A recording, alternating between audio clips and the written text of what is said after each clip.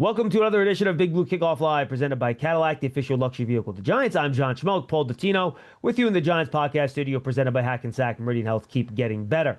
All right, everybody, no show live on Friday, so this is our recorded version. The office is closed, but we wanted to give you some content. So on Monday, Paul Dottino and I recorded 4 interviews with people covering Ohio State, Notre Dame, Texas A&M, and LSU. You're going to hear those interviews right now as we continue to get ready for the 2026 NFL Draft. All right, and then we welcome in our first guest. He covers LSU for LSUsports.net. Matt Mascona. Matt, what's going on, man? How are you? Gents, great to chat again. It's kind of our annual rite of passage before the draft. It is, and not quite as many LSU prospects this year. A lot of them on the defensive side of the ball, Matt. So let's talk first about Mansour Delane, a guy who, I mean, I don't know how you could have covered much better than him this year. So you could tell me how great he is. If you're an NFL team and you're going to draft him, what's maybe 1 or 2 things that you might be worried about that he might not work out? Because I have trouble finding him, to be honest with you. If there's one thing I would say, it would be the sample size of him being elite. When he came to LSU, he started his career at Virginia Tech and was a very good player. I think he was second team All ACC there. But his one season at LSU is when he hit the sort of the parabolic curve, right? The kaboom in this 2025 season. And guys, he was so good that teams didn't throw at him. I mean, he did not allow a touchdown reception. I believe he gave up 11 catches all season. I mean, it was insane. So he just took away a half of the field. So I think it would be interesting to see what would it look like if Mansour Delane was up against an elite level number one. Like, let's say he's got to cover JSN and he gets targeted a dozen times over the course of a game. How does that look? Right? We didn't see that because teams just stopped trying for the most part of the season. But man, the 40 time he ran at his pro day running sub 4.4. He's got all of the size, the athleticism, everything. Selfishly, as a Saints fan, I'm hoping the Saints pull the trigger on him at number 8 if he's there. But I'd have no problem if it were my team taking him anywhere in the first round. He's he plays a position that in the NFL they put a premium on guys that are quarterbacks, guys who protect and affect quarterbacks, and an elite level cornerback is certainly one of those guys. And there's a reason Delane's the top one in this draft. Matt, I probably should look at some of the Virginia Tech tape because, as you said, there were not a lot of balls thrown at him at LSU. I do see a guy, though, who likes to take risks, who likes to gamble, who likes to anticipate a little bit too much. I wonder if there's going to be more passes thrown at him, more volume thrown at him. If in the pros, crafty receivers and quarterbacks may be able to burn him on some of those moves.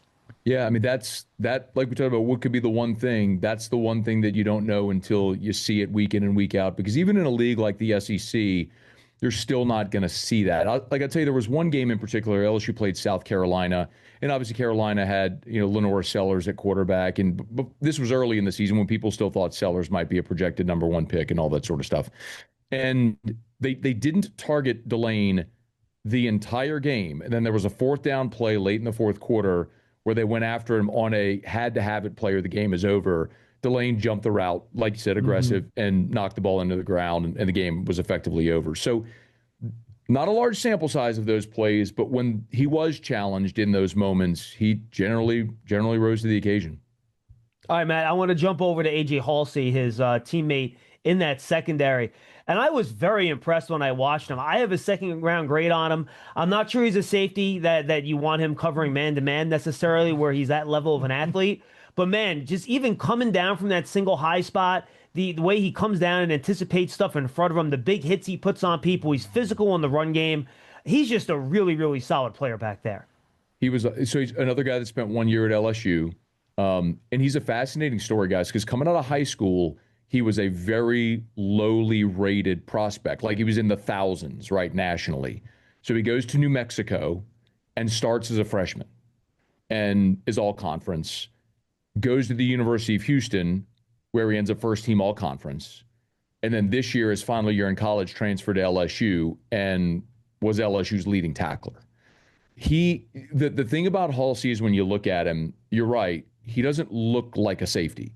He's not the tall, rangy type. He's thicker and a little bit shorter. So I I could see a world where NFL receivers, if he's playing, in the coverage game, could give him trouble. But his physicality, guys, and his instinct is like, I'm not a scout, obviously, but it's one of the things that I think when a coach sits down in a room with AJ Halsey and they whiteboard it with him and they understand his football IQ, and then you put on the tape and you watch his ability to instinctively react to plays, that's what's going to set him apart. The reason, and we all know there's not a high priority put on safety in the draft, at least not in round one, but the thing that might prevent him from being a more highly coveted prospect is just the physical traits, right? It's that he isn't the 6'2", 215-pound guy. He's not Caleb Downs physically, right? So you wonder what the ceiling is there. But, man, that's a guy who, because of his physicality, his ability to play, I think you said it appropriately, near the line and help against the run, makes him a really intriguing prospect. The limitation would be the coverage skills, but his instincts on the back end, man. And he's a guy that could be a green dot in the secondary because of his ability to communicate. He'll make a team better, but just maybe a lower ceiling prospect, while you may not see him graded higher. Yeah, I'll even go one step further, Will. I'll say if he goes to a team that's got a really good rangy free safety, or maybe if he goes to somebody who uses a 3-safety package and wants to use him as a bigger nickel, although he's not going to cover a guy in the slot because I don't see the man skills. But if you can just kind of exacerbate the stuff that he does really well within your system, he's going to be a big-time player. But if you don't, I think he's going to be a disappointment for somebody. I think no matter what, Halsey is a guy that will make an NFL roster. And ceiling for him, I think, is he could be a really good starting strong safety. I think the floor is he makes the roster. He's a rotational nickel dime who is going to help you on special teams as well because he's an all-in team guy. He's going to make somebody's roster. And if he stays healthy, he'll play a lot of years in the NFL just because he's a really high IQ football player who can help you in a lot of different ways. And he's gonna make somebody's roster. It's just a question of what is that ceiling for him. All right, this is going to be an overly broad question, Matt, but I think you'll understand why I put it this way when I ask it to you. What is Harold Perkins? And what is he going to be in the National Football League? The best comp and obviously, we've talked about Perk for a lot of years, right? I mean, he exploded on the scene as a freshman All-American, had the injury in 2024 with the ACL, decided to come back this year. And we all thought this year, guys, that him moving into that star linebacker spot, which is that hybrid linebacker safety role, was finally going to be him moving into his natural habitat because it allowed him to play in space. The best comp I'll give you for Perkins is, of course, now I'm blanking, kid from Clemson who was drafted in the first round by Arizona in 20. Isaiah Simmons. Simmons, thank you. I don't know why I just That's a name out. You don't want to say around me. Right. Well, Simmons is a guy that was so good in that Clemson defense, but he struggled to find a home in the NFL. And I think it's going to be similar for Perkins. There's going to have to be a defensive coordinator that goes, I know what to do with him. And if he goes to that right system, it can work. Because the thing about Perkins is, as a freshman, he was a maniac off the edge. Teams started to scheme him away from the line of scrimmage, and then they found his vulnerability in coverage. Perkins wanted to show he could be an off-the-ball linebacker. So because he was a 5-star and LSU wanted him on the roster, they spent 2 years trying to make him an inside backer, which he's not. He's 220 pounds, and he gets lost in the wash. We just talked about all the instincts that Halsey has. Perkins lacks that playing off the ball. So he needs to be out in space. He's not big enough to be an end that's going to put his hand in the dirt because a 320-pound tackle is going to swallow him whole.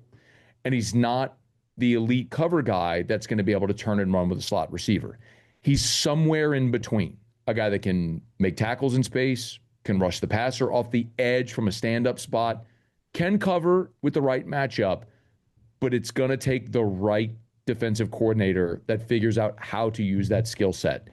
He's not He's just a tweener hybrid. He's not a prototype at any spot in the NFL. So it's just going to be the right system. If we were talking to you today about last year, Grant Nussmeier, the quarterback, would have probably been our first question.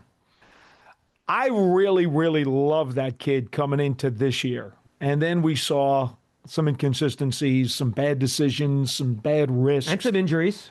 And some injuries, too. Matt, I can't get over some of the good stuff that he did earlier in this season. I think if I was looking for a sleeper quarterback, even though he doesn't have the prototype height and he doesn't have the world's strongest arm, I still think he's got a lot of pro tools. And I think he's going to be, at the very least, a really good backup, if not higher. And someone's going to get good value out of him when they take him later on in the draft. What do you think? Yeah. So I'll reference two people whose opinions I trust a lot. So last July, going into this previous season at SEC Football Media Days, I talked to Jim Nagy, who for a long time was the executive director of the Senior Bowl, and now is the general manager at Oklahoma. And Jim told me that if Garrett had come out last year, meaning after 24, going into last year's draft, he would have been his number one rated quarterback. He would have had him over Cam Ward. Wow. And then Drew Fabianich, who is now the director of the Senior Bowl, has been a scout and worked in college as a GM as well, Auburn, other places. Drew invited Garrett to the Senior Bowl this year and said, I can't unsee 2024. People forget Garrett was the leading returning passer in college football going into this season. So he suffered an oblique injury, an abdominal injury on the second day of fall camp, and it hampered him. And we never really got finality on what that injury was or how severely it limited him. And Garrett is starting to talk about it now, but I still don't think he's going to say as much publicly as he will to teams when he goes for his top 30 visits or what he said at Pro Day or at the Combine. But here's the thing about Garrett Nussmeier, okay? If you go to Central Casting and you look for a quarterback, it looks a lot like that. He's the son of a coach. Right? We all know Doug Nussmeier played in the NFL, is currently the OC with the Saints. Sure. High football IQ. Great leader. He wore the number 18 jersey at LSU, which is designated for a team leader.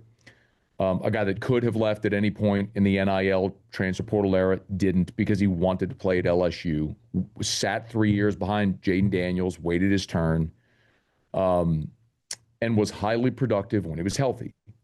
This year, clearly, he wasn't healthy, shut it down for the final month of the season. And I think watching him throw at the Combine and at his pro day has probably answered a lot of those questions for NFL teams. But I think you guys said it right. The thing about Garrett is you look at ceiling and floor like you do with most draft prospects. His floor is a really good NFL backup. The ceiling is you hit on that guy, you could have a really good starter in the league. Yeah. You start talking about, a Kirk Cousins in round 5 or a Dak in round 4. You start thinking about those guys where you found really good value and you found starters in this draft that for whatever reason he was pushed down outside of those top 2 rounds. I could see that being Garrett. And maybe there's a team throughout this process that's really sold on him and pulls the trigger in round 2 because we know the premium value that teams put on quarterbacks in the draft. I think that could happen for Garrett. I think the best case for him is to go to a place where he doesn't have to play immediately and where he maybe has the opportunity to sit and learn behind a veteran starter in the NFL. And you might just look at a guy who 5 years from now we look back and go, that guy was the steal of the draft. Or maybe he's a guy that hangs around the league like Chase Daniel did for a decade and is a really good backup and another set of eyes for a team starter. All right, last one for me on this year's prospects, Matt. The wide receivers, a bunch of small, fast guys is kind of how I categorize it. Which one of these guys should we be paying attention to? Should we be paying attention to any of them? Separate them. How are they different? Which guy do you like of the group? Well, Barian Brown was a transfer who came in from Kentucky, and the reason I think he's going to be probably the top of the list for prospects is not only can he fly. I mean, he's a deep threat who can fly. When he came to LSU this year, the knock on him was he had issue with drops at times at Kentucky, but he's also an elite level return man. He set the SEC record for return touchdowns in a career. So a team that drafts him is not only drafting, a deep threat go ball receiver, but also a guy that can help you immediately in the return game. I'm going to be fascinated by Aaron Anderson. If Aaron Anderson were 6'1" instead of 5'10", he might be a first round pick. High level competitiveness, physicality. He'll go over the middle, catches everything. He's just 5'10". So Aaron Anderson would be the other one I'd tell you really keep an eye on, because that's a guy who was a 5-star coming out of high school in New Orleans, started his career at Alabama, transferred to LSU. But those would be the two guys that I'm most intrigued by. All right, and then I like to ask this question to all the guys that cover these programs and teams, Matt. Who's the next guy coming out of LSU? The next, Odell Beckham Jr., the next guy that's going to be talking about it as a top 10 pick. Doesn't have to be a wide receiver, any position. The next big player that's going to be coming into the NFL from your program. You talking about for this 2026 draft or for the future? Take your pick. No, future, 2027 and beyond. Well, the guy to know is probably Jordan Seaton. So Jordan Seaton just transferred to LSU from Colorado. And he is, if you're not familiar with him, he's a guy that is projected to very likely be the first offensive lineman off the board in next year's draft. And since he's been on campus, guys, it's not easy to come to Louisiana and lose weight. Most people come here, eat fried food, and crawfish, and drink beer, and then you gain weight. He somehow has come here and leaned out his body, looks incredible. If he stays healthy and has the season many think he will, he'll probably be a top 10 pick in the first offensive lineman off the board next year. He's left tackle? Left tackle. Look him up, Jordan Seaton. I will. See, this is why I asked. I know in about a month, I'm going to have to start my summer scouting for 2027, so he is now officially on the list. Matt, tell the folks where they can find all your great LSU coverage. Yeah, 104.5 ESPN Baton Rouge is all our audio and video on YouTube, and then LouisianaSports.net is where you can find our written work. Awesome. Matt, good stuff, my friend. Enjoy the rest of your quote-unquote off-season, like there is one anymore. Thanks, Matt. There is no off-season, guys. It's a pleasure. Thank you. All right, now we turn our attention away from LSU over to another SEC team. We go to Texas A&M, who I still have to train myself to say SEC with them because I can't keep these conferences straight anymore. And we're joined by Andrew Monaco, play-by-play man for the Texas A&M Aggies. Andrew, how are you, man? Good to talk to you. Doing just great. It's that great time of year, right? We get a chance to see some lives being changed for some of these players, which is really, really fun and exciting. Yeah, and a lot of lives changing down at Texas A&M. So I'm going to start on offense here and go to Casey Concepcion. Give me a thumbnail on what you think about him. He does some special teams. We've seen some explosiveness. There's been some drops. I'm not sure I think he's quite explosive as other people. What would an NFL team be getting in terms of Casey Concepcion as a receiver? Because we know just calling someone a receiver now isn't enough. You have to know the type of receiver they are. Yeah, and I think the special teams is what may help separate him. He's very good. We saw it on punt return for Texas A&M. He can return kicks as well. Hands are strong, elite route runner is what Mike Elko said for him. And that, I think, paid off for the rest of the receivers in that room for Texas A&M, but for him. And he understands that at A&M, he was the guy. So he had to make those catches when he was called on. If there's a drawback, slight size, right? You would like him to be taller. Not going to happen. So I think he compensates in other ways where there were a couple drops, but really dependable. And even though you're the number one, no problem blocking down the field for his teammates. Really did it all. I think he was a great addition for A&M. I think he's a big reason why this team won 11 games. When you're the number one guy, you've got to play like the number one guy, and Casey Concepcion did for us. Slot guy or outside, do you think, in the pros? I think he's going to be outside. I worry a little bit about the size if he's in the slot. Could he? Yes, at times, probably outside. And you guys know, two very different positions. Yep. Maybe the number one guy on the Texas A&M board in the draft, but also Cassius Howell's going to have some other people who think he might be the number one guy coming out of the program. Spent 3 years at Bowling Green. I understand that. There are some traits that you absolutely love about him, but then you got to worry a little bit about the length, his technique, maybe his ability to anchor. But, man, he can make some very explosive plays. What are your thoughts about him? Unlike other defensive ends that we've had at A&M, and you could drop him a little bit. And in the one game that we beat Auburn, if you go back to that play, the reason why Jackson Arnold doesn't throw that ball to Cam Coleman, is that defensive end had dropped. He had Coleman. On that outside, right? The side, same thing. A tad bigger. You don't have to worry about the strength of him. The 3 consecutive sacks that he had in the non-conference game, I know it was Utah State, shows you the motor that he has. Absolute leader. The fear was, could he make the move from the MAC to the SEC? Absolutely no problem doing that. It was the great adjustment. And he anchored that line. He was the guy. He was the key. He was the one. Now, how do you fight the double teams? Because that's where he had a little bit of a problem. Teams knew that we had to get him. If you just tried to chip him, you're done. Were you going to double team with an extra lineman? Were you going to keep a tight end there? Were you going to do it with the running back? And at times he just absolutely dominated. This is Andrew Big. He probably should have had more holding calls against him. I'm stunned that all these first round picks, there were few holding calls for other offensive line. I think that's the way they got away with it as well. You would like to have them a little bit bigger, right? But that strength and that speed, a real good combination for him.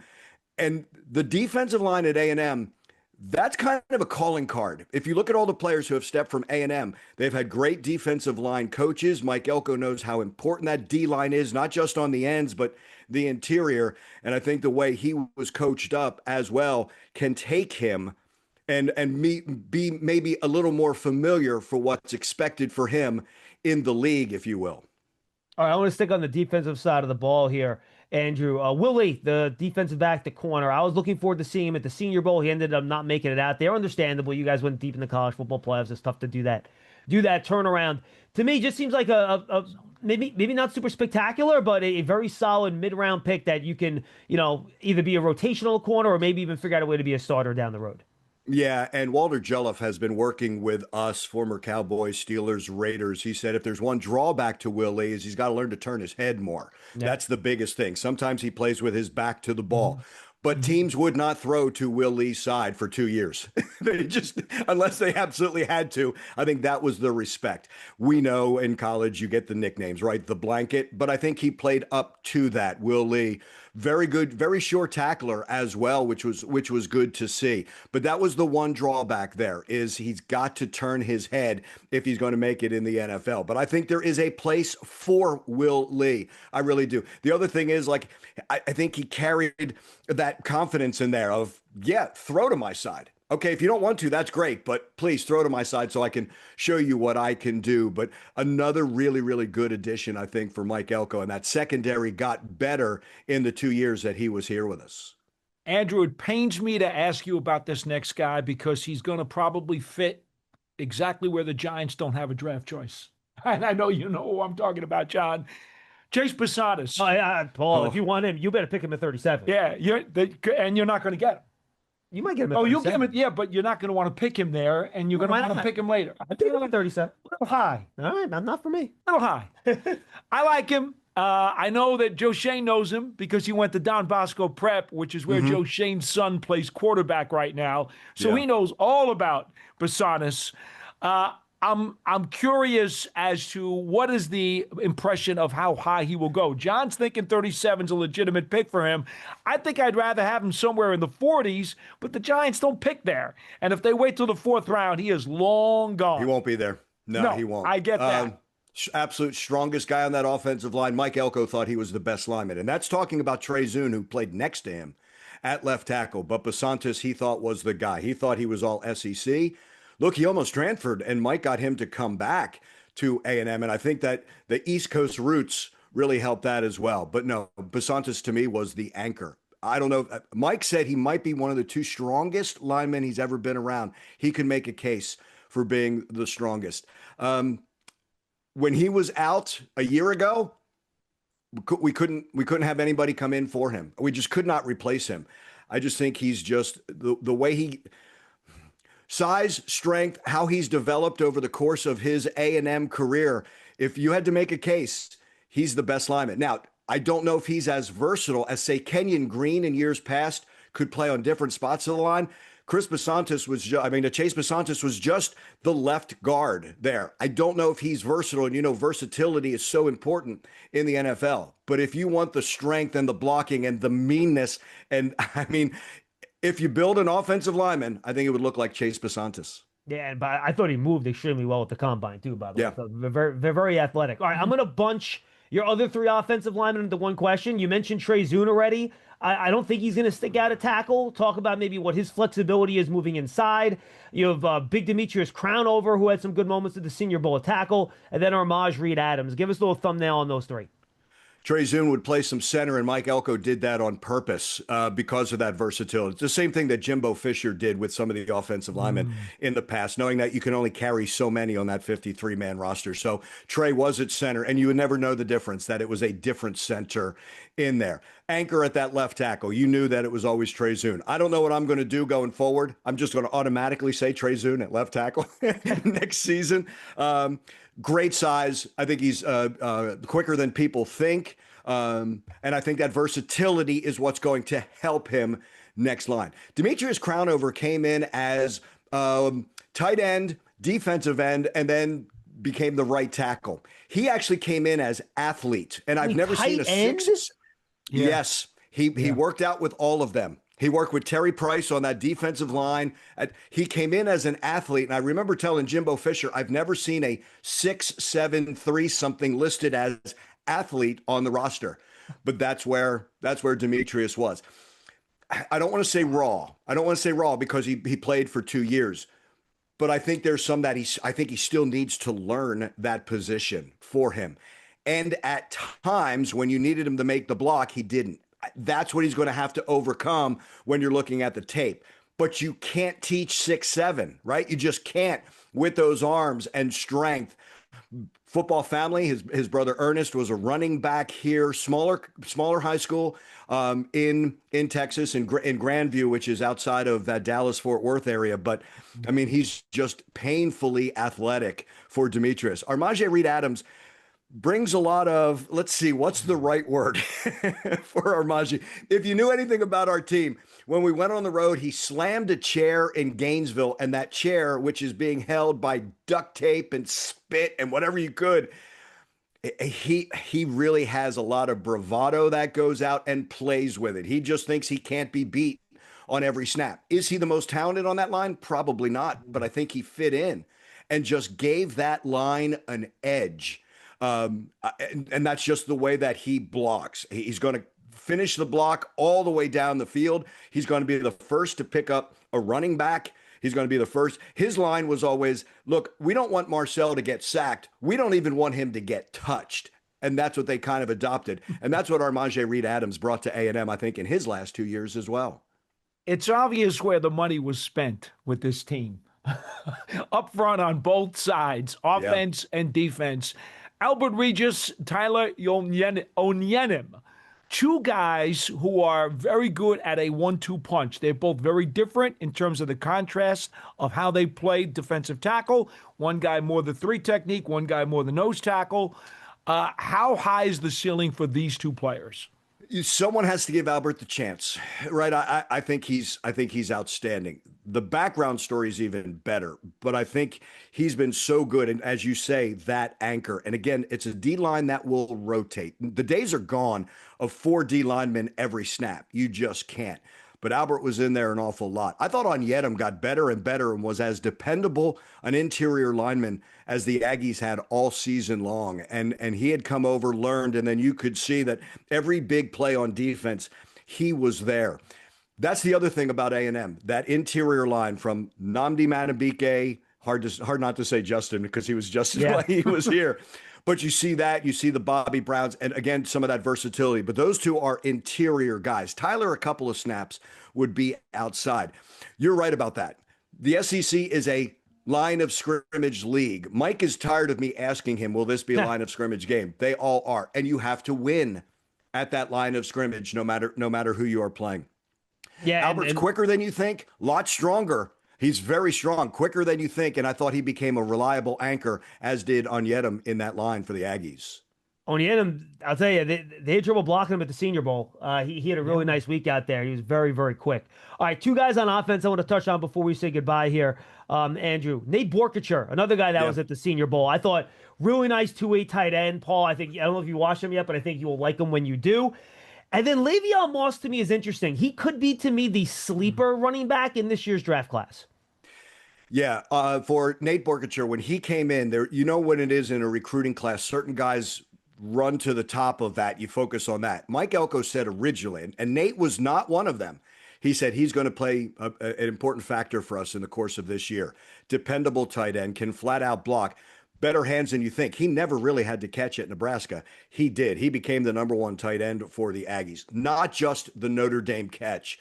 It was the other throughout the entire season. Absolutely dependable, but as you know, also has to be the sixth offensive lineman, has to be able to block on that line. Borkature did that. Does he have enough speed? We'll see. I think he's more of a throwback tight end than he is this hybrid wide receiver tight ends that we're seeing in football now. Le'Veon Moss is very interesting. This is a young man who had started the family very early, so he was taking care of the family. Wanted to be the bellwether back for the Aggies, wanted to be the number one back. I'll tell you this story. Mike Elko said, you can't get through a workout period. How are you going to be the number one back? So they go through the first period. Le'Veon can't. That seemed to be the light bulb, and he has worked. Lot stronger than people think. The injuries, they're the ones that kill. 2 years ago, South Carolina, it killed the Aggie season. You didn't realize how important Le'Veon Moss was when he had that ACL, and then he got dinged again next year. I think that's going to be held against him. Big, strong, everything. He does everything from pass pro to running. Yards after contact for him was amazing. And again, that was happening in SEC play. All his 100-yard games are against SEC competition. He's not loading up those numbers against non-conference, and he can catch the ball. I think he is a sleeper. You guys know as well, can he play special teams? He's going to have to, right? Where he's going to be drafted. I think he can. I think he's got a great brain for the game and really learns, obviously a great teammate. But I think there's a lot of factors there that if you want to take a chance on Le'Veon Moss, I don't think you'll be disappointed. Good stuff. All right, and this is the question I ask everyone, Andrew. Who's the next guy coming out of Texas A&M that, you know, I'm sure it's going to be in 2027. We're sitting here, and this guy's going to be a top 10 pick coming out of that Aggie program. Man, we're hoping it's Marcel Reed, right? you want it to be your quarterback, right? I would think Ruben Owens wants to. Now he's going to have to prove it at running back, or Mario Craver, I think, on the outside. Although Isaiah Horton comes in from Alabama as a transfer wide receiver, we'll see. But just along these lines of what you were saying about all these guys coming out, Mike Elko has said, look, if you want to win in the SEC, you have to have all SEC talent. Stopped himself. He said, no, you've got to have NFL talent to win in the SEC. And he wants 10 guys minimum every year going to the NFL. That's what he's building. That's what we're seeing this year. You know that payoff. That helps recruits because they say, this team can get me to the league, but it also gives you a chance to win some championships in the SEC. But that's what Mike Elko's building here at A&M. Andrew, tell the folks where they can find you and everything you're doing in the offseason. Andrew Monaco _senior, because Junior took the Twitter handle for that. And a whole lot of stuff, a whole lot of podcasts you can always get at 12thman.com for Texas A&M. Good stuff. Andrew, good to talk to you. Always a pleasure. Enjoy it. Thank you so much for having me. We thank Andrew Monaco for joining us. We're going to be joined by Eric Hansen from Blue and Gold from the On3 Network in just a second. But first, a reminder, go check out the Giants Huddle podcast and draft season. You can find both on the Giants official podcast network feed. Great interviews talking about the draft all week long, and make sure you go check it out. Former GM Ren Carthon this week, Chad Ryder from NFL.com, and Tony and I continue to do our draft coverage, so make sure you go check that out. All right, now let's jump over to our next guest. He's been covering Notre Dame for a long time. He's been joining us for a long time to talk about Notre Dame draft prospects. He is Eric Hansen. He writes for Blue and Gold, part of the On3 Network. Eric, Schmeelk and Dottino here in New Jersey. How are you, man? I'm doing great. And yes, it has been a long time I've covered Notre Dame. You can see right here. Yeah, well, at least you still got something to point to up there. I do not. So congratulations on that. Weird, we're really not going to ask you, I don't think, about any defensive players on Notre Dame today, Eric, which is odd. But let's start with the guy that could very well be a top 5 pick, and that's Jeremiah Love. You've seen a lot of good running backs come and go through Notre Dame. Is this as good of a running back or as good of a player as you've seen be a part of the Irish? Certainly the running back part of it, and he's definitely in the conversation for best player. And again, I've been around for a long time, so I covered Rocket Ismail and so forth. So, but as far as Jeremiah Love, what I think differentiates him from a lot of running backs that we've seen come out of Notre Dame is his home run ability. I mean, if you remember the Indiana playoff game to start the 2024 playoff, and Indiana was driving, and Xavier Watts, who's now with the Falcons, got an interception, and Notre Dame got the ball on the 2, and Jeremiah Love turned the whole game around with a 98-yard run. And yet, when they played Penn State in the semifinals a couple of games later, there was a 2-yard run that's just epic. I don't know if you guys have ever seen the YouTube video. There was no way he should have ever made it into the end zone. So he has power, he has the home run ability, he has track speed, and I think his receiving game, his best games as a receiving weapon are ahead of him. So really excited about what he can turn into at the NFL level. All right, Eric, I want to ask you, though, that there are a lot of people, and there are plenty, not just a lot, even more than a lot, who think he might be the best overall talented player in this draft. And I understand that. There are others who will say maybe he's somewhere between 5 and 10. I'm going to ask you to do something that's going to be very hard. Pick holes in his game. Tell me why he should not be, and forget positional value. Tell me why he should not be rated as the best player in this draft. I would say if there is a hole in his game, he is not an elite short yardage player, even though I told you about that one great run against Penn State. You know, when it was 3rd and 1, and a lot of this had to do with Notre Dame's offensive line, I don't know that he has the vision in that situation. He does in other situations. I mean, one cut and he's gone. Yeah. But in the short yardage, I would say that's where his game still has some growth.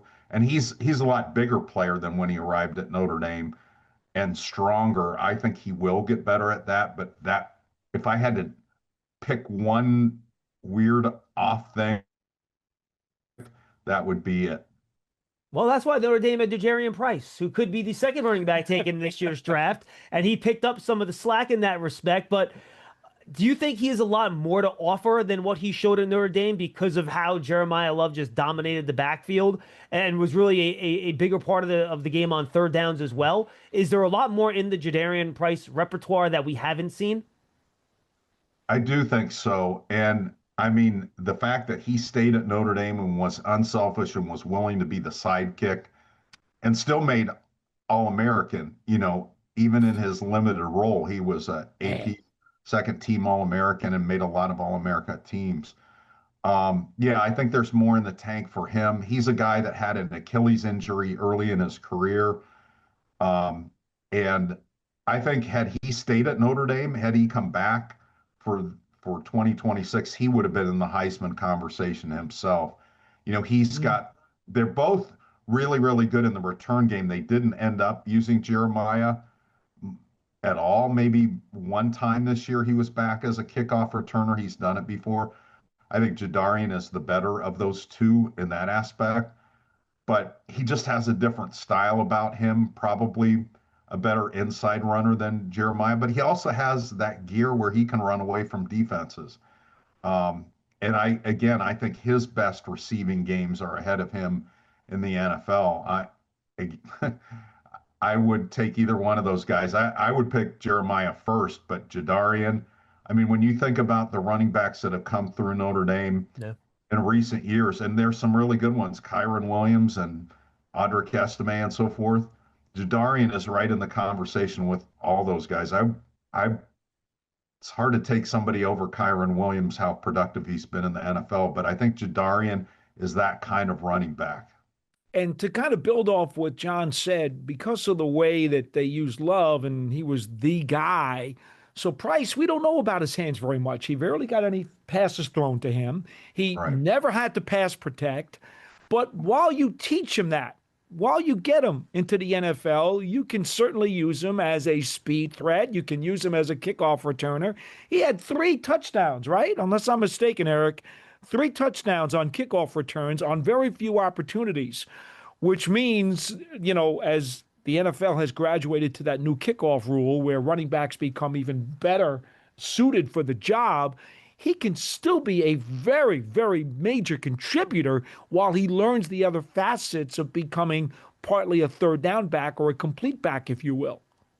Yeah, if you watch him on the kickoff returns, I don't think that there was any in his career where he had a clean seam and just outran people. He usually had to break a tackle early in the return, and his strength to do that, and you see that in his runs too as a running back, is really good. Early in his career, before he had the Achilles injury, the first spring he was here, he was catching balls right and left. I think again that's in his repertoire.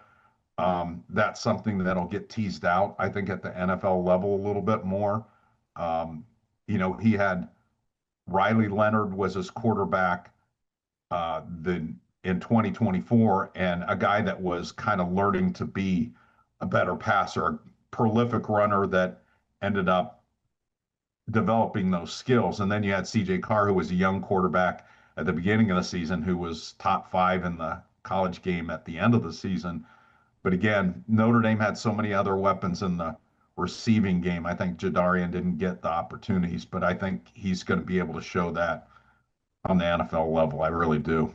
All right, Eric, I'm going to go with one of my favorites in Notre Dame, tight end. Where do I sign? It's just a good history of putting guys into the league that know how to play, and they're always going to be good two-way tight ends. So tell me about Eli Raridan. A little tall. I think that hurts his blocking a little bit, but the effort's certainly there. But, man, he flashed some big playability down the field with those long strides of his. I think he has a chance to be a really good pro. I do, too. I think he had a couple of ACL tears during his career, the same knee. He tore the first one right before he got to Notre Dame. He was playing high school basketball. And so, and then he had one early in his career in the same knee. And that was a difficult mental hurdle for him to get over. Once he did, we started to see the Eli Raridan we expected him to see. His dad played for Mike Denbrock, who's the offensive coordinator, played for him as an offensive lineman. Eli was actually a baby on campus. Scott Raridan was married and they had Eli. So Eli was living on campus until he was like 2, and then comes back. But he's in the long line of really good Notre Dame tight ends. And you're right, there's parts of his game that still need to fill out. And a lot of that, again, was playing behind Michael Mayer for a while and Mitchell Evans and just trying to get healthy. This was the first year that Eli was healthy from start to finish. So again, I think a guy with some upside that, people really appreciate. Eric, John knows I really don't like to make pro comparisons to guys when they come out. It's just something that I'm really against doing, but I could not help myself. When I watch Malachi Fields, I see Brandon Marshall, the former Bear, longtime Bear receiver who wound up with the Jets and later on with the Giants. I see so much of him where all the people who say he doesn't have a burst, he doesn't have great speed, he doesn't have quicks. All right, I get all of that. He just does everything possible to cause headaches in the secondary and make plays. How high is his upside? How low is his floor? Realistically, where can the Giants expect him to be on the board? Yeah, he did such a good job at the Senior Bowl. He did a great job for Notre Dame.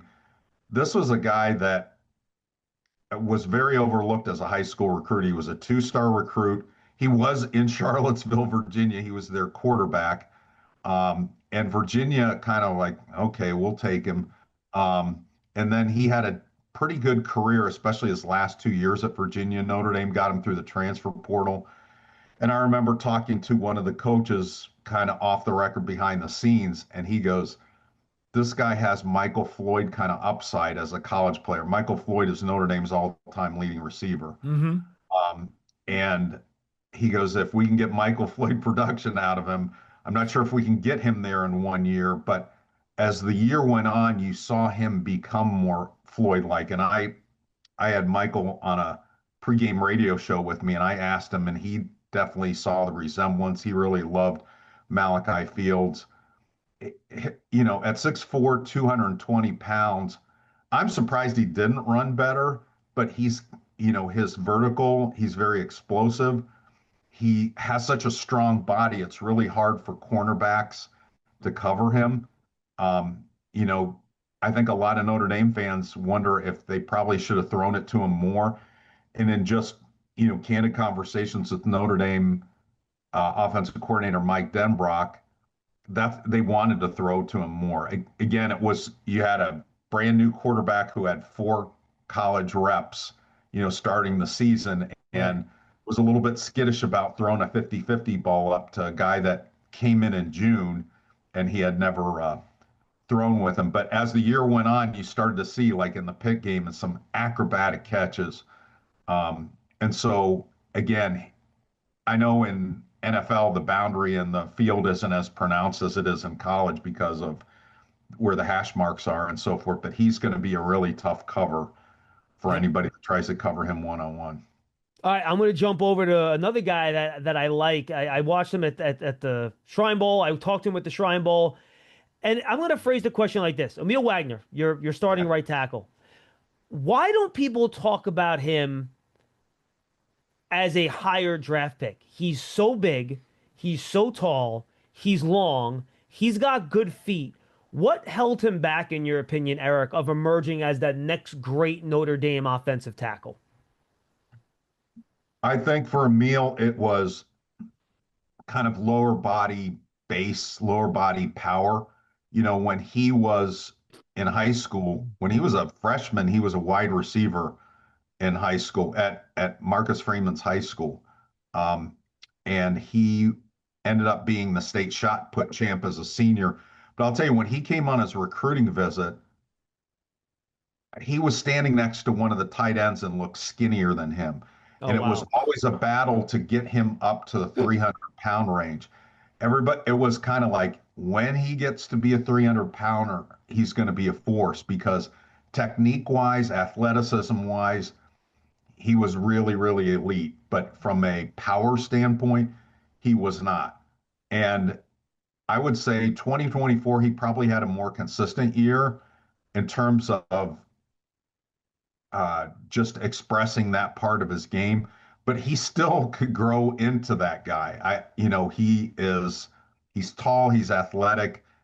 You look at who's going to play right tackle for Notre Dame this year, Gerby Lambert. He looks like an NFL right tackle, more prototypical.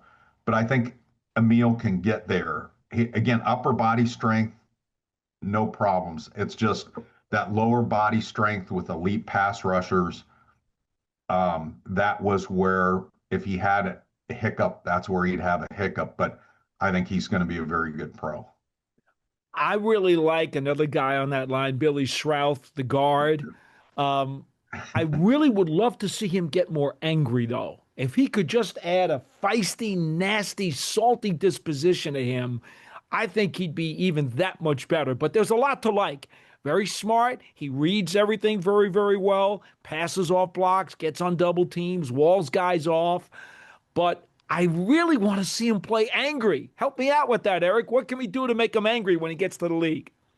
Put a USC uniform on. He had a really good game against them, and he played a lot of it injured, and that was actually the end of his season. He finished out the game, but he was done for the season. He's had some injury problems, and I think that's what's held him back a little bit. He is old school. I mean, if you put a blindfold on and talk to Quentin Nelson and Billy Schrouth, you wouldn't be able to tell the personalities apart. Quentin had a more powerful build, but Schrouth has a lot of upside. This is a kid that grew up on a dairy farm in Wisconsin with like 8 siblings and milk cows before school, and you talk to him in interviews and he just wanted to flatten somebody. So he is, I think Billy Schrouth's best football is ahead of him if he can stay healthy, because he has had some injury issues. All right, Eric, final one before we say goodbye. One, is there a defensive guy we should be talking about? Because it's odd you don't have one coming out of Notre Dame. And number 2, who's that next guy coming out of Notre Dame that's going to be a top 10 pick we're talking about in the 2027 NFL draft or beyond that? who would be a 2027 pick? I would say CJ Carr would be in the top 10. I don't think he's long for college football. I think that's the next guy that is going to be really good and that people are going to be talking about. There's some underclassmen, and I think your next guest will back up their potential. The two transfers from Ohio State, I know Notre Dame is really excited about Milan Graham and Quincy Porter. Now, they wouldn't be 2027 guys. They're not far enough along in their careers yet. I guess Milan could be, but the Notre Dame staff, I mean, and Milan, Quincy's hurt right now, but Milan in spring practices just moves different than any receiver I've seen at Notre Dame in a long time. On defense, Boubacar Traore, Kingston Williamuasa, Leonard Moore is going to be a top 10 pick at cornerback. He's the best cornerback in the game. They have safeties coming out their ears. This is not the Notre Dame that I was covering at the beginning of my career, or at least during the post-Lou Holtz era. Eric, good stuff, my friend. Tell the folks where they can find all your great work. You can find it at blueandgold.com, and we're on YouTube at the Blue and Gold channel. Lots of great content there as well. Eric, good to talk to you again, my friend. We'll talk soon. Thanks, Eric. Thank you. Take care. We thank Eric Hansen for joining us, and now we turn our attention to a team that is almost sending their entire defense to the National Football League, and I wonder how they gave up any points in 2025. And joining us, and he's been doing this for years for us, we appreciate it, from the Bill on the Buckeyes Substack, Bill Rabinowitz. Bill, what's going on, man? How are you? It's good to be with you guys again. It's like an annual tradition. It is, and you give us the best information on some of these guys. And boy, Ohio State might have 4 guys go in the top 10 of this year's draft, so the Giants could be in the mix for a lot of them. So we're going to focus a lot on those guys, and then we got a bunch of other day 2 and day 3 guys as well, Bill. So let's get right to it. I'm going to start with a very basic one on Arvell Reese. Do you think he's an off-ball linebacker, or do you think his future does lie on the edge, rushing the passer, where a lot of NFL teams thinks it does? You know, I will defer to them. I mean, I haven't covered the NFL in like 20 years. So, you know, for me to sit here in Columbus, Ohio and say, I think Arvell Reese ought to do this, you know, and you guys are morons if you play him this position or that. Well, Bill Ferris, I thought he was a great off-ball linebacker myself watching him, to be honest with you. Well, I think he can do anything. I mean, I think that's the key to it. If you want him to be an edge rusher, he's got that burst. He's got that strength. If you want him to be more of a linebacker, then, you know, he's got the range. He's got the instincts. I also think that he's just coming into his own. I mean, you see him physically and what he can do, but the production didn't always match what we know he can be. And some of that is because, look, Ohio State had a loaded defense, and nobody had to be a superstar in that defense. You do your role. You do your 1/11th of the job. Don't get in the wrong gap trying to be a hero, because you've got a stud next to you. And so a lot of it is, you know, do the plays come to you? And Arvell Reese didn't make a lot of mistakes. Did he make the, you know, kind of Lawrence Taylor kind of stuff that you would like to see? Well, no, because there's only one Lawrence Taylor, right? I mean, there's, you know, those guys don't really exist very often. He was next to Sonny Styles, who I'm sure we're going to talk to. And, you know, Caleb Downs on that defense. So he wasn't asked to be the superstar. He was asked to play his role. Bill, how coachable is he? Because we heard comments from him, and I understand why. He said, I want to be an edge guy in the NFL. We know those guys get more money. We know those guys get more headlines. They get more highlight packages on the nightly sports centers. I get all of that stuff. Oh, it's the money. But now, if a coach or team says to him, we drafted you in the top 5 because we want you to be a superstar stud out off-ball linebacker because that's where we think you're the best fit, is he going to give them any resistance? Is he the kind of guy who's coachable enough and selfless enough to understand what a team wants to do with him? Yeah, I think so. You know, I can't say that I know him as well as I know Sonny Styles. I mean, Sonny Styles is from Columbus. I've known him for a long time. You know, I don't know Arvell Reese as well personally. I mean, I never did like a big profile on him. That my beat partner at the time when I was with the Columbus Dispatch did that one. And so, you know, I can't say that I, you know the ins and outs. I know that he played for Ted Ginn Sr., a legendary coach at Glenville High School. Sure.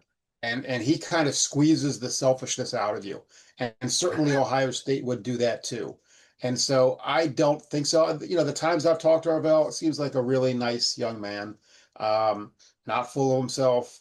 You know, I would be surprised if that were an issue, put it that way. You know, again, I don't know him as well as Sonny Styles, but I would say that he will play where he is asked to play.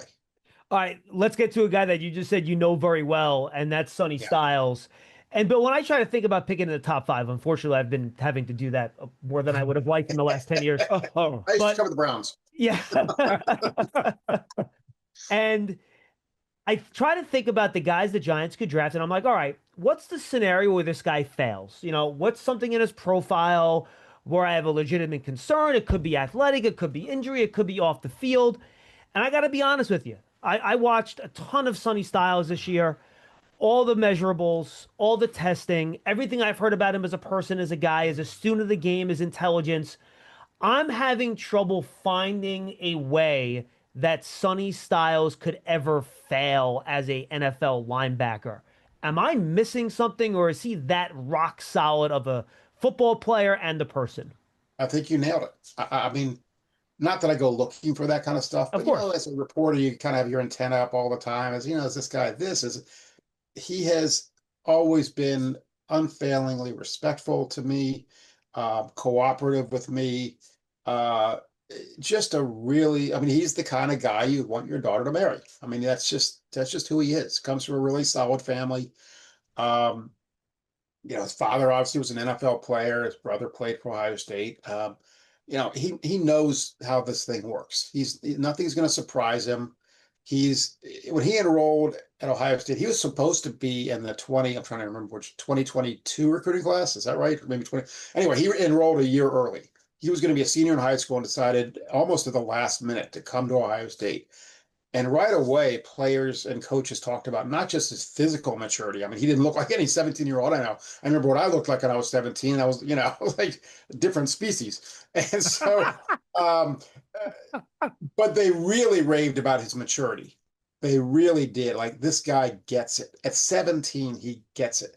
You know, he played a reasonable amount as a freshman, as a true freshman. Again, he should have been in high school. I think that was the year they've lost to Georgia in that, you know, kind of controversial game. The Marvin Harrison gets knocked out, no targeting call, you know, that game. You know, and the next year, you know, he played safety. And that, I always felt like that was a transitional position for him, that he was always going to fill out and become a linebacker. And that's exactly what happened. And he made a pretty smooth transitional linebacker.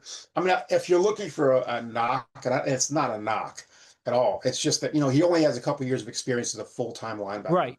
You know, so he'll get better at that. I think that is absolutely his natural position.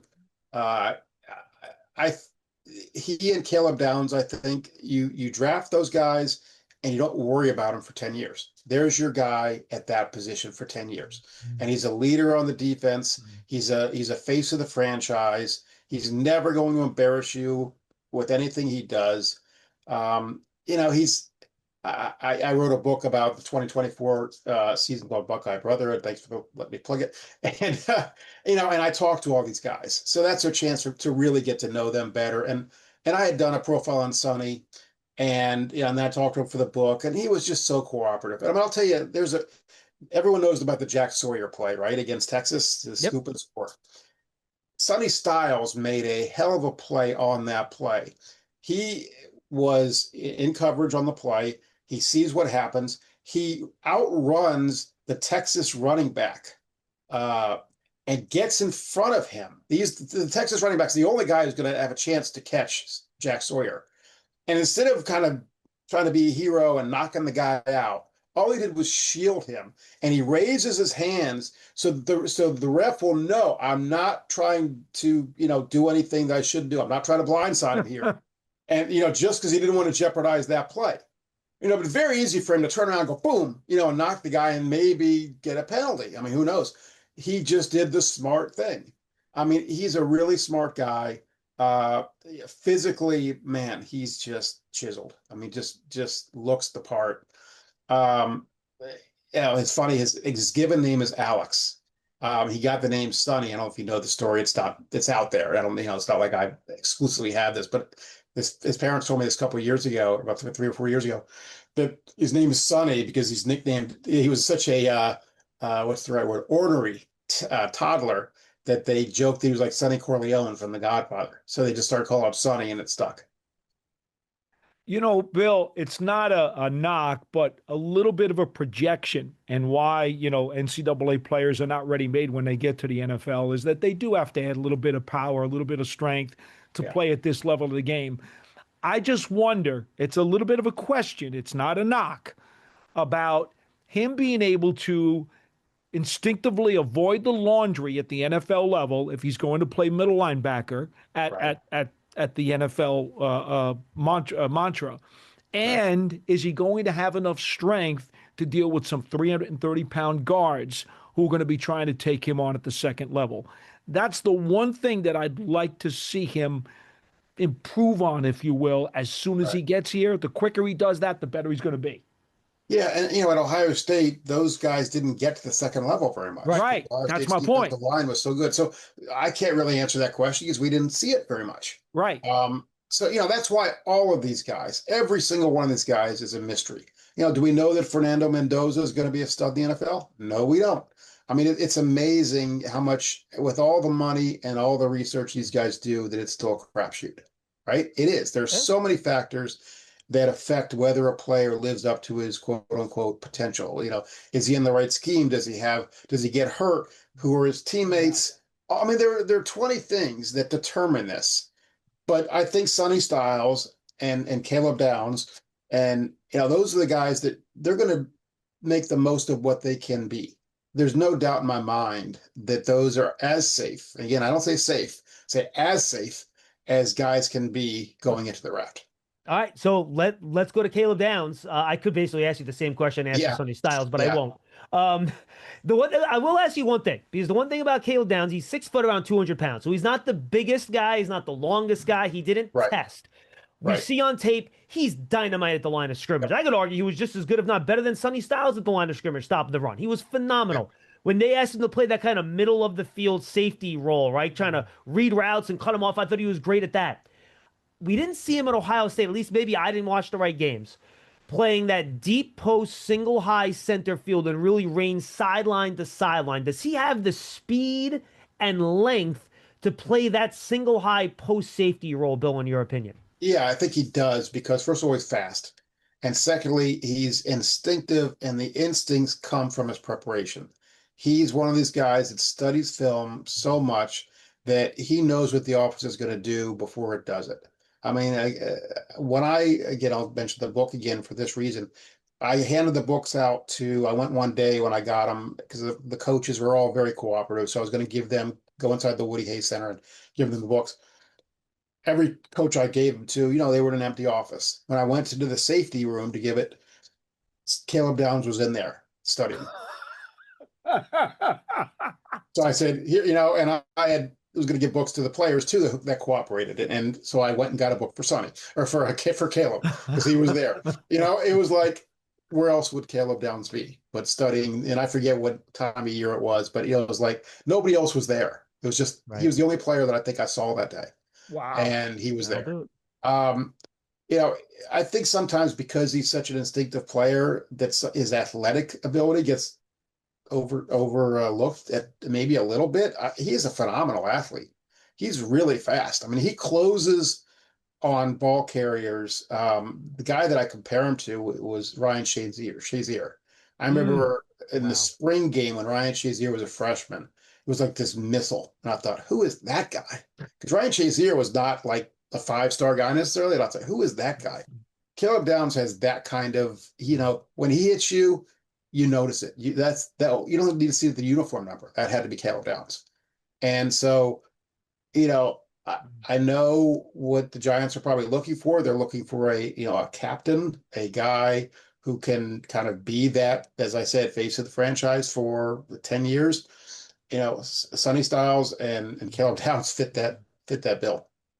Point being that he plays bigger and longer and faster than any of the measurables say he does. And quite honestly, Bill, you don't get many players who can exceed their measurables in so many categories like he does. I think that's what makes him so unique to me when we talk about him. This is a very, very unicorn type player, is it not? Yeah, he is. And, again, like Sonny Styles, he has an NFL background. His father played, his brother Right. plays. It's not like anything's going to be new to him. He's lived Right. this his whole life.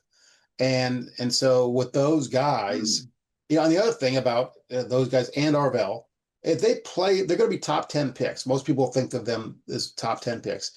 And they play positions that are not premium positions anymore in the NFL. Yeah. Safety, very rare a safety goes that high.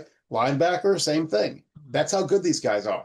Because I think what NFL teams want, and again, I've been out of the NFL for a long time, they want difference makers, not just guys. They want difference makers, guys that an offense is going to say, where's that guy on the play? Where's this guy going to be?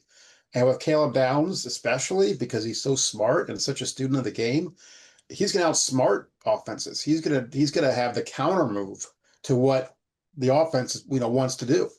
So, Bill, real quick, when you did your advanced stories on these games and you talked to the other team's coaches or the other team's star players, we don't get to do that anymore in college, unfortunately. oh, they don't let you do. They don't let you do that either, because we don't get to talk to opposing coaches either. Well, see, my question was going to be, who was the guy that they were most concerned about? Who was that Bill Belichick headache player on the defense? Were they more concerned with Downs or Styles on the other side of the ball? Was there any way for you to identify that? No, and that's one of the things that sucked about. The Big Ten used to have a conference call with with coaches, a weekly conference call, and they did away with that maybe 10 years ago. And so, it sucks for us because, Michigan game. Would we like to talk to the Michigan coach before of course we would. Yeah, sure. I've lobbied for it for years, and, not that I enjoy them. I mean, they're kind of tedious most of the time, but they're useful. So in this case, it would have been a good question. Yeah, well, if only to help you guys. But, if I had to answer the question, I would probably say Caleb Downs, because I think they fear his intellect and football IQ more than they fear even, his physical gifts. Like, okay, what's he going to know about us that we don't even know? Or that we, a tendency that maybe we're not as aware of as he is because he studied it so much.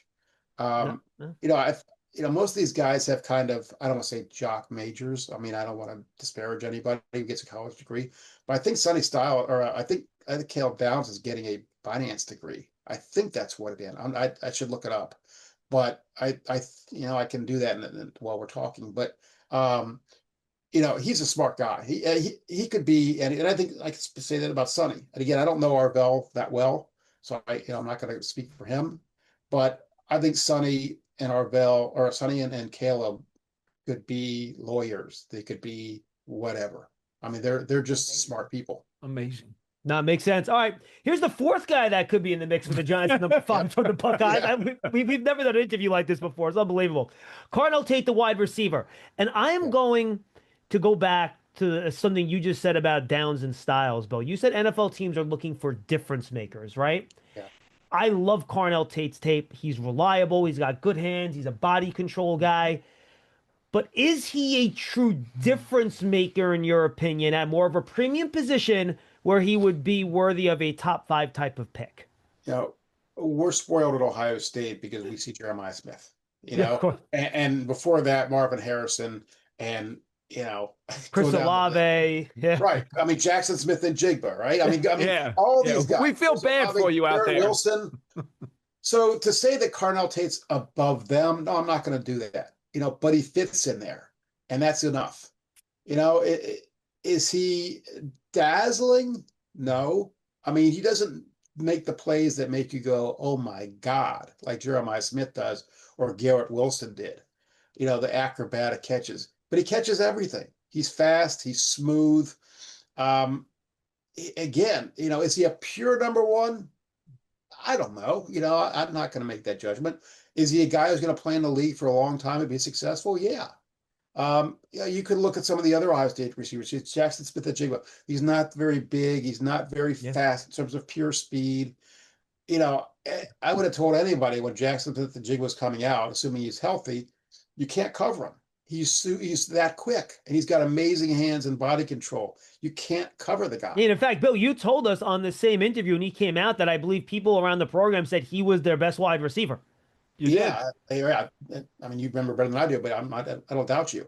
And so, again, Carnell Tate's always going to be the second banana to Jeremiah Smith because Jeremiah Smith is a unicorn. I mean, we're not going to see a player like him in a long time. So, that hurts Carnell Tate in the sense that, okay, he's not superhuman, but he's still really good and very reliable.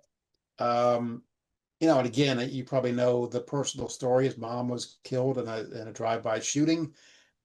He didn't miss practice. Again, for the book, I talked to Mickey Marotti, the strength coach, and I said, how did you guys handle that? What happened? And he said, we didn't know what to do other than to be supportive. And Carnell came to work out the next day or a couple days later, whatever. Mickey says to him, go, you don't have to be here. You don't have to be here. And he said, no, I'm good. I'm good. I'm going to do my work. And he did. And Brian Hartline told me, he feels like he failed him in the sense that he didn't know what to do. He didn't know how to handle that. And Carnell helped him. And so, he was very close with his mom. It's not something he's really talked about publicly much, but, to have the resolve to endure a tragedy like that and still keep your eye on the ball and still be a professional. I wouldn't have at 18, 19 years old if something like that happened to my mom. Yeah. See you in a month, right? He was back there in a couple days. Man, incredible story. I wonder if the next Buckeye to get drafted shouldn't be Caden McDonald, the defensive lineman who's got great power, gets off at the snap, finishes plays extremely well. But what he doesn't really do is rush the passer at a very, very high level, which to some people will be less interesting. Bill, what are your thoughts about him? Yeah, I think that's fair. I mean, he wasn't often asked to be a pass rusher. I think sometimes he was replaced when they did the rush Ben package. They brought in 4 defensive linemen or, linebackers to rush the passer. So he was much more of a pure run stuffer. How many nose guards do that, right? How many guys? I mean, there's, the Aaron Donalds of the world. I'm not sure what you would really call him. Not really a pure nose guard, I guess, but nose tackle. But I mean, that's why he's considered a late first round pick instead of a top 5 pick because he hasn't shown that he can do that. But he's really quick. He reminds me a little bit of Tyleek Williams. They played the same position. Tyleek, I think, had a little quicker burst, just a little. I mean, that was the thing. You watch Tyleek, where those feet come from? Because he was just so quick. Caden is very quick for a guy his size, but he's not. I'm not sure I'd put him on that level. But still a very, very good player and a really just engaging guy. He's always smiling, just a very cheerful guy. Fun guy in the locker room, that kind of thing. I want to stick on the defensive side of the ball, and it's funny. I watch college football on a more cursory basis, but I remember it wasn't even this year; it was the year before. I'm watching Ohio State game, and Davison Igbinosun gets called for 3 pass interference penalties, and I'm sitting there and I'm like, why do they keep running this guy out there? Now, fast forward to 2025, and I'm watching the Davison Igbinosun tape, and I'm like, wow, this guy's fast. He's long. He's aggressive. He can cover. I'm like, well, now I know exactly what the coaches were thinking because, man, when his technique's good and he's right, this guy has the chance to be a shutdown corner with all his special athletic skills and traits. Yeah, he was called 19 times for penalties in 2024, and I think 3 of them were declined. And I think all of them are, they don't classify what kind of penalties they are, but I'm assuming they were all holds or pass interference. He really did clean that up. Last year. I think he was down to 3. I'd have to check the numbers again. Much better. But yes, and it's a big if he can avoid that over handsiness, he's everything you want. He's 6'2". He's long. He's fast. He's quick. He's incredibly competitive. Here's a story. When he gets to Ohio State, again, Ohio State's defensive back in the cornerback room, that's a really good room. I mean, they had Denzel Burke. They had, they have studs in that room. He transfers from Ole Miss after his freshman year, and he basically gets to the room and says, I'm taking your job. I'm taking your job. I'm taking your job. And they're like, who the hell is this guy? But he was serious. I mean, he was like, I'm not here to play. I mean, I'm here to win a job and win a national championship, be a first-round pick. Now he's not going to be a first-round pick, but yeah, he's a really competitive guy. And, just a little side note, I don't know if I should bring it up, but, he's got a stutter. He stutters when he talks. And, some guys can be very quiet. They can go to a kind of retreat into a shell, can be embarrassed about it, whatever it might be. He's not. He just, it's a non-issue. Okay, that's just something I have that, whatever. No big deal. And it's not a big deal. But, it just, to me, it says something about him that, okay, accept me as I am, and I'm good with it. And he's a really good player. And yeah, that's a big if, because he's not dealing with college receivers anymore, it's NFL receivers. And if he starts getting a reputation in the NFL like he did in college, that could be an issue. But if you get a good cornerbacks coach who, refines his technique a little bit, and it's not complicated, it's really just turn your head and look at the ball. I'm not going to call it if you're looking back at the ball, generally. And so if he can do that, and he did a better job of it last year, he could be a really good quarterback. I almost think he's too eager to make a play. He's too frenetic. Yeah. And I think that's what throws him off sometimes. But anyway, I want to give you another question about Styles' brother. And I know that he's not going to be a high draft choice. I totally understand that. Right. But he was a workout nutcase at the combine, right? Total freak. Yep. 4.27 in the 40, had the hops in his legs that were ridiculous. I know the tape and the production does not translate to terrific NFL player, but there will be people, and of course I know Al Davis has now passed away, so we're not going to include him here. Right. But he's an Al Davis guy, right? This is exactly absolutely the kind of guy Al Davis would have taken. He'd take him in the second round. Yeah. I mean, he has the speed. He did get beat, a decent number of times. I mean, there were some plays he'd certainly like to have back. I forget what play it was. It was against, he got dragged down the field, basically. I forget which game it was. It was like a seam pass, and he got beat on the play, and then the receiver just kind of shed him like for 30 yards. It was, you're out there on an island, right? So you get exposed like that. But he's got the speed, smart guy, again, like his brother. Special teams, sure. I mean, could he be a nickel quarterback? Sure.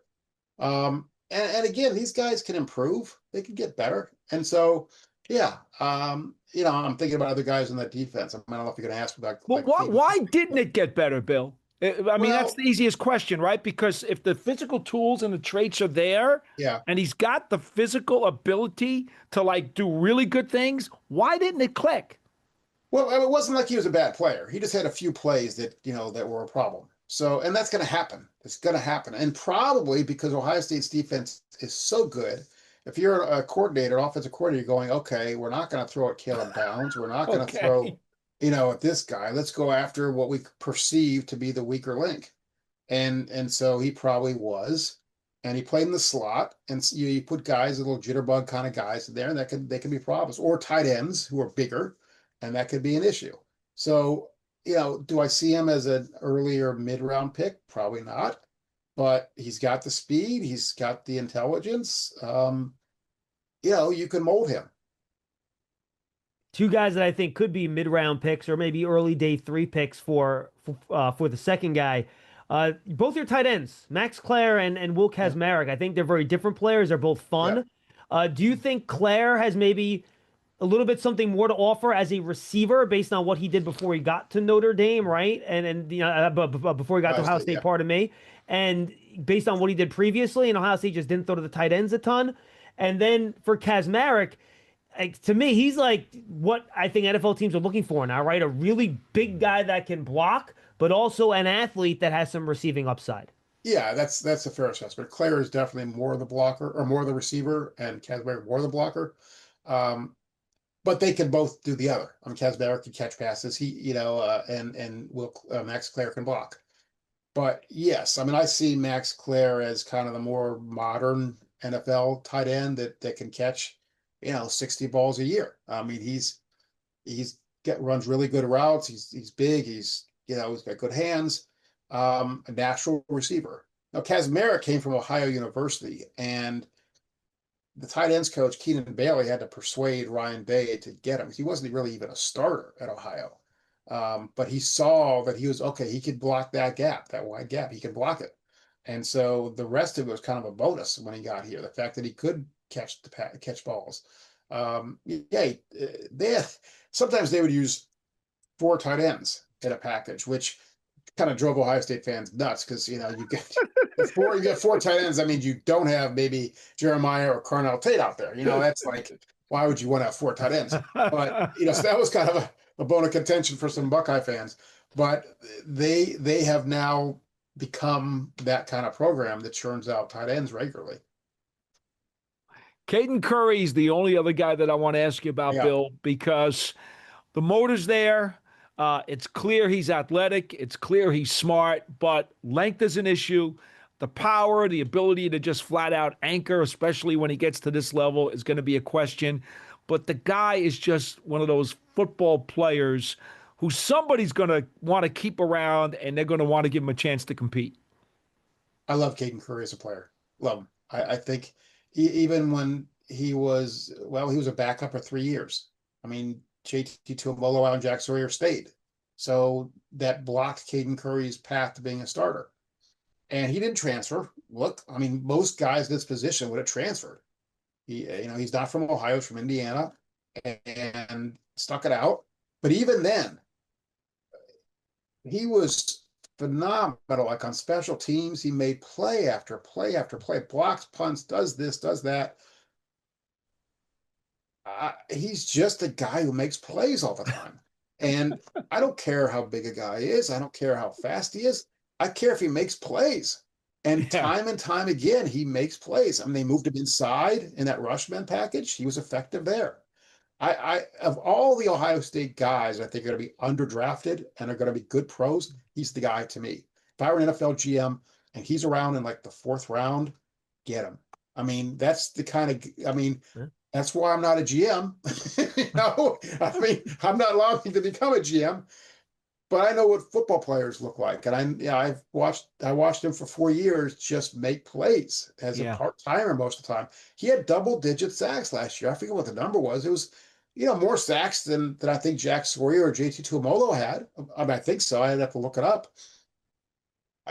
He's relentless. He just plays until the whistle. What more do you want? Now, again, he might not have the measurables, and that's why he's not going to be a first-round pick. I get it. But I would be surprised if in 5 years we went back and looked at this and, that I was not right. All right, final question. I like to ask this to all our guys, Bill, but I'm going to put a caveat on it for you because otherwise it'd be too easy of a question. Besides Jeremiah Smith, who is the next big player coming out of Ohio State that's going to be a top 10 pick and NFL GM is going to want to get their hands on in either 2027 or if you want to go beyond that, you can go beyond 2027? Well, I mean, I think Julian Saint's going to be a really good pro prospect. I mean, the only knock on him is his size, but he's not small. He's 6'1". His dad told me the other day he's approaching 6'2". He's filled out some. Just a natural passer, as natural a passer as Ohio State's ever had. In the same class as C.J. Stroud and Dwayne Haskins, I would say, as a college player. Just the ball he's just so accurate, and he throws with plenty of zip. He's not Elway, but who is. But the ball gets, he can make every throw. He doesn't have to. He's not a pocket. I mean, he's a pocket guy, but if he has to roll out, he can make throws. I think this year you're going to see him run more. That was the one thing last year. I think he was a little hesitant to run when he could move the chains.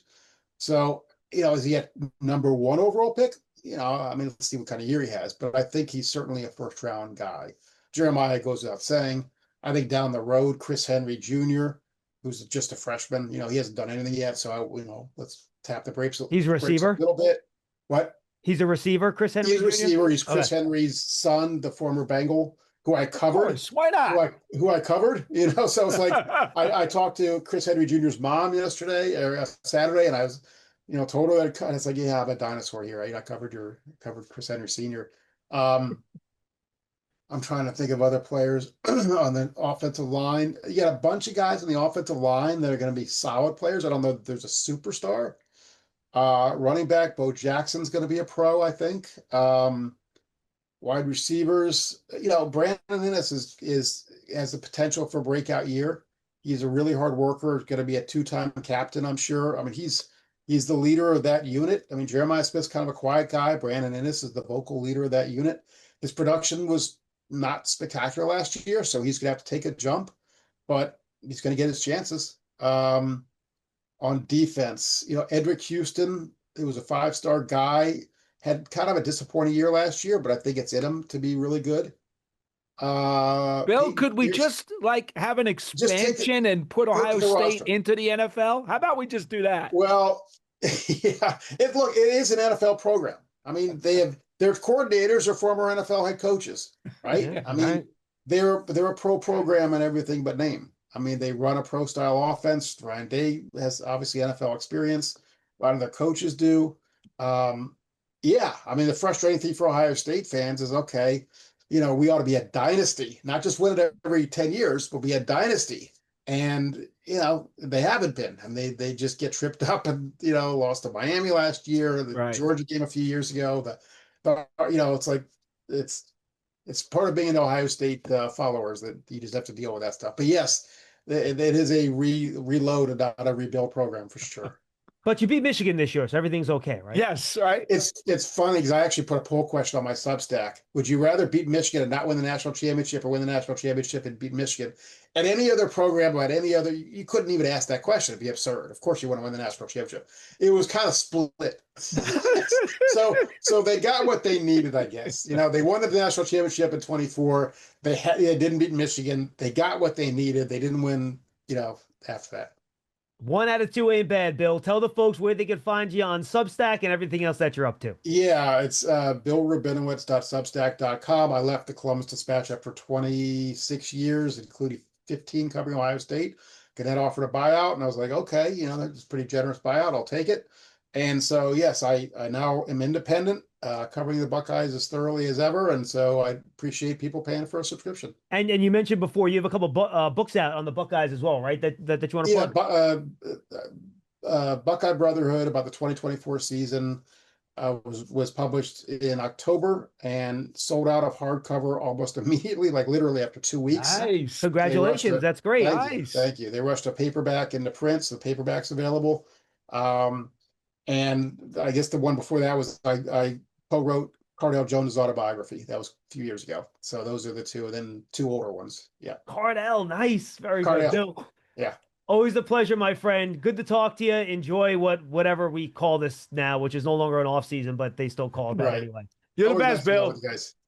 All right, we thank all of our guests for talking about all those millions of Ohio State, Texas A&M prospects, and then slightly fewer prospects from Notre Dame and LSU. That's all the time we have for Big Blue Kickoff Live, presented by Cadillac, the official luxury vehicle of the Giants. Coming to you from the Giants podcast studio, presented by Hackensack Meridian Health. Keep getting better. Thank you for joining us, everybody. If you're celebrating holidays this weekend, please enjoy them, and we will talk to you on Monday.